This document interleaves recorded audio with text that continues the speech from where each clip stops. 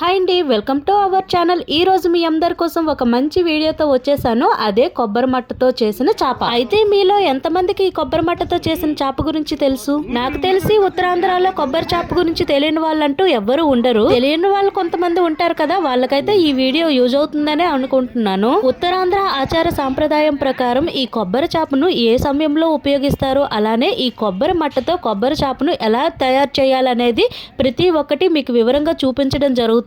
ఎక్కడా స్కిప్ చేయకుండా చివరి వరకు వీడియో అయితే చూసేయండి.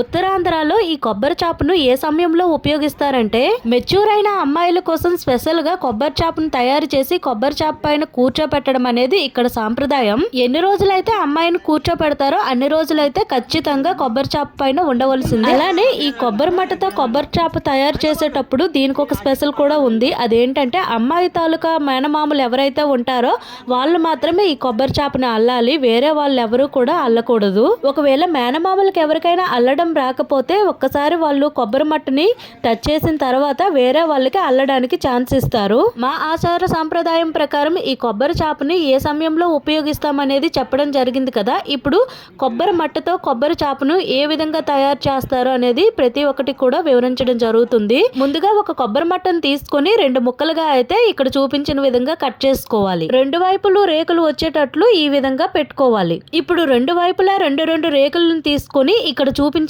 విధంగా ముడి వేసుకోవాలి. ఇప్పుడు ఒక్కొక్క వైపు నుంచి ఒక్కొక్క రేకును తీసి మనం ముందుగా 2 రేకులను ముడివేసాం కదా, 2 రేకుల మధ్యన ఖాళీ ఉంటుంది కదా, ఆ ఖాళీలో ఈ రేకును పెట్టి ఇక్కడ చూపించిన విధంగా కాలుతో పట్టుకోవాలి. నెక్స్ట్ ఇప్పుడు మరో వైపు నుంచి ఇంకో రేకును తీసి ఫస్ట్ మనం ఎలా చేసామో అలానే ఇక్కడ కూడా చేయాలి. ఇదే విధంగా ఈ చేపనంతటిని కూడా ఇక్కడ చూపించిన విధంగా అల్లుకోవాలి.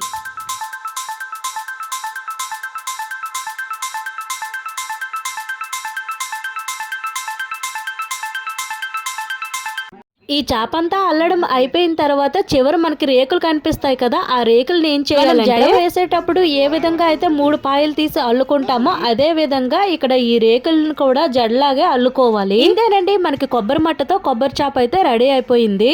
మరి ఈ వీడియో మీకు కొత్తగా అనిపిస్తుందా? ఎలా అనిపించిందో కామెంట్ బాక్స్ లో కామెంట్ చేయడం మాత్రం మర్చిపోవద్దు. వీడియో చూసిన వాళ్ళు ఎవరైనా సరే ప్లీజ్ లైక్ అండ్ సబ్స్క్రైబ్ చేసుకోవడం మాత్రం మర్చిపోవద్దు. నెక్స్ట్ మరికొన్ని వీడియోలతో మళ్ళీ కలుద్దాం. Thank you for watching.